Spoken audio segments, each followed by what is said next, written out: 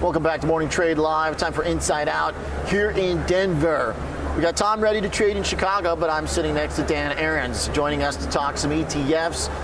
Here in the Mile High City, it seemed appropriate to combine a couple of the themes that you guys specialize in at AdvisorShares. Dan, by the way, great to see you. Good to see you. Thanks.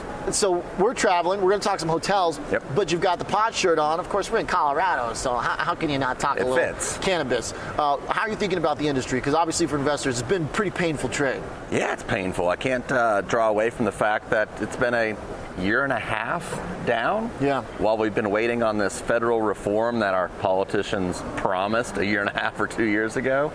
But I'm really bullish right now. You know, on the ballot next week, we have at least 5 states with new referendums. At least 4 of those are looking to get approved. So we're seeing cannabis expand in the United States. Joe Biden's come out with some positive comments in the last couple of weeks. Earlier this week, Chuck Schumer said he might finally roll over and approve safe banking. So that's the key one there. That's a big one. That's a real big one. I think it's going to be a domino effect after that of some federal reform. But we're looking for that in the lame duck session probably not right now.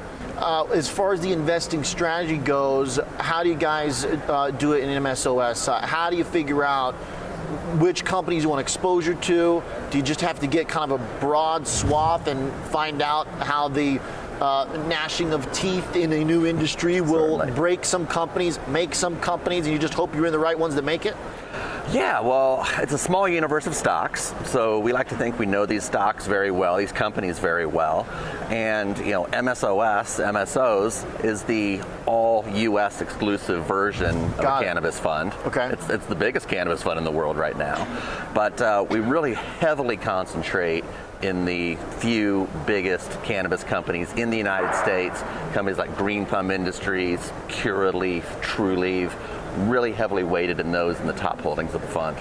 When President Biden hinted at potentially some new legislation, we had a big day for pot stocks. I mean, one of the biggest we've had in a long time.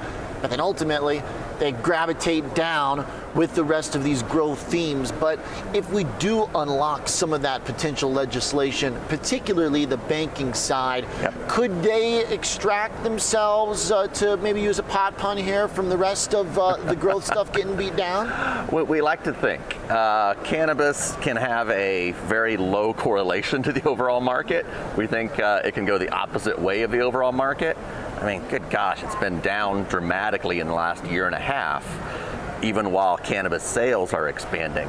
So yes, when Biden spoke, we saw those pot stocks pop an awful lot. It shows just how much and how quickly they can move. Extremely volatile, but we need that real federal reform that we think is coming.